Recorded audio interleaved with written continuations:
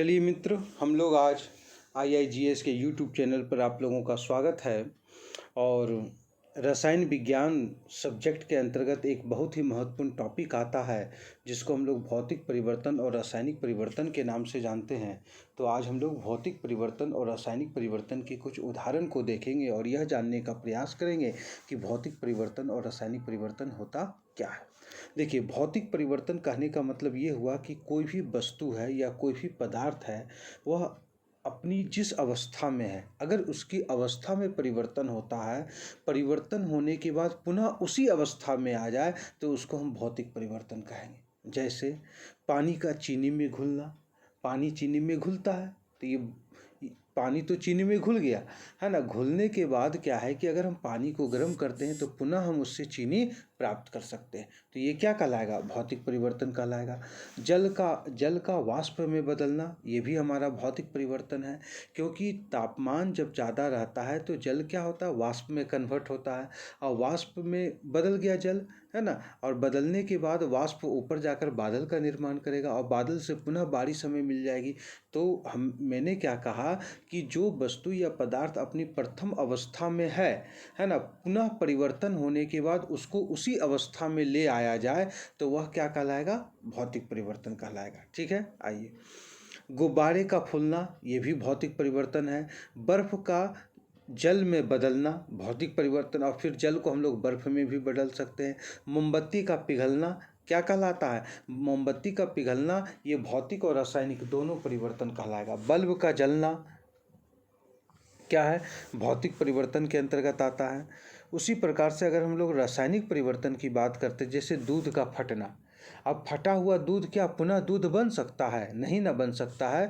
तो रासायनिक परिवर्तन में यही होगा कि जब उसके मतलब जब प्रथम पदार्थ है, अब अगर उसके परिवर्तन में चेंज हो जाता है, पुनः उसी अवस्था में वो नहीं आ सकता है। जैसे लोहे में जंग लगना, जंग लगा हुआ लोहा पुनः अच्छा बन सकता है क्या? नहीं बन सकता है। तो ये रासायनिक परिवर्तन। अगरबत्ती का जलना, अगरबत्ती का जला हुआ और फिर जला हुआ अगरबत्ती पुनः अगरबत्ती बन सकता है? नहीं बन सकता।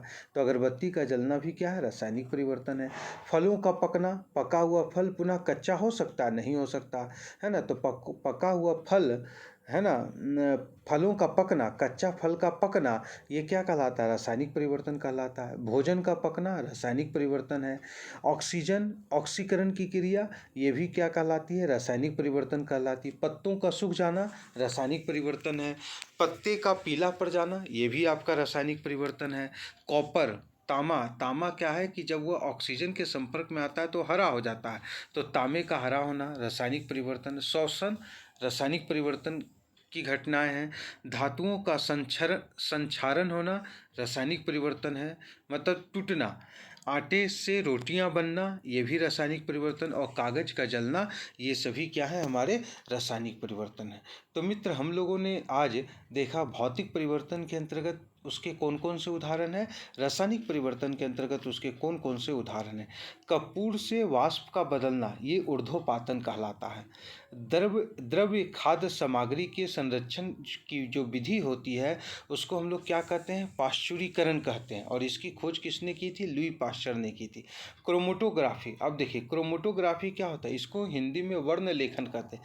वर्ण लेखन कहने का मतलब ये हुआ कि जो द्रव्य पदार्थ होते हैं, रंगीन जो द्रव्य पदार्थ हैं, तो उस रंगीन द्रव्य पदार्थ को, उसके रंग को हम लोग अलग कर सकते हैं, है ना। तो ये क्रोमेटोग्राफी विधि के द्वारा होता है, मतलब प्राकृतिक रंगों को अन्य रंगों से हम लोग अलग करने की जो विधि कहलाती है वह क्रोमेटोग्राफी कहलाती है।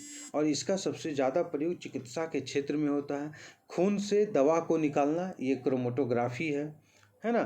खून से दवा का निकलना, दवा जब इंजेक्शन का हम लोग जब इंजेक्शन देते हैं तो दवाई क्या होता है? खून में मिल जाता है। अब खून से दवा को निकाल देने की जो प्रक्रिया है यह क्रोमेटोग्राफी कहलाती है। प्राकृतिक रंगों से रंग द्रव्यों को बाहर निकालना, जो हमारा प्राकृतिक रंग है, जैसे लाल है, हरा है, पीला है, इसको हम लोग प्राकृतिक रंग कहते हैं, है ना। और इसमें अन्य जो रंग मिले हुए रहते हैं उसको बाहर निकाल देना, ये क्रोमेटोग्राफी कहलाता है। प्राथमिक रंग क्या कहलाता है? तो लाल हरा पीला, लाल हरा पीला जो है हमारा प्राथमिक रंग भी है और प्राकृतिक रंग भी है। ठीक है, आइए। नीला और पीला दो रंग मिलेगा तो हरा बनेगा, काला और सफ़ेद जब मिलता है तो धूसर बनता है, लाल और नीला रंग जब मिलेगा तो बैंगनी बनेगा। ठीक है ना।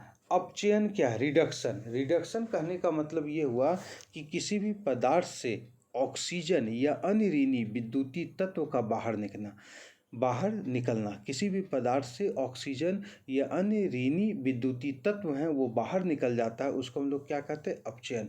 ऑक्सीकरण में क्या होगा? इसमें जुड़ेगा, है ना, जुड़ना। पदार्थ का ऑक्सीजन या अन्य ऋणी विद्युतीय तत्व के साथ जुड़ना क्या कहलाता है? हमारा ऑक्सीकरण कहलाता है। ऑक्सीकरण, जिसको हम लोग ऑक्सीडेशन कहते हैं। ये सब अपचयन, रिडक्शन, ऑक्सीडेशन, ये सब क्या है? रासायनिक परिवर्तन के उदाहरण हैं। ये सब रासायनिक परिवर्तन के हैं ये। ठीक है मित्र, तो हम लोगों ने आज भौतिक परिवर्तन और रासायनिक परिवर्तन को देखा, और भौतिक परिवर्तन और रासायनिक परिवर्तन के उदाहरण को भी हम लोगों ने देख लिया। तो आज का क्लास कैसा लगा आपको? कमेंट में ज़रूर हमें बताइएगा। और ख़ासकर ये बीपीएससी और सीजीएल, झारखंड सीजीएल को लेकर काफ़ी इम्पोर्टेंट है, क्योंकि दोनों जगह आपका साइंस का प्रश्न पूछता है ठीक है। तो आज के लिए बस इतना ही। हमारे चैनल को आप लोग सब्सक्राइब ज़रूर कर दीजिएगा, लाइक भी कर दीजिएगा, है ना। और साथ ही साथ अपने मित्रों के साथ, दोस्तों के साथ, अपने जो और भी आपके रिलेशन में कोई ऐसे व्यक्ति होंगे जो पढ़ाई कर रहे होंगे, उनके साथ भी इसको शेयर ज़रूर कीजिएगा। ठीक है, चलिए, तो आज के लिए बस इतना ही रहने दीजिए। जय हिंद, जय भारत।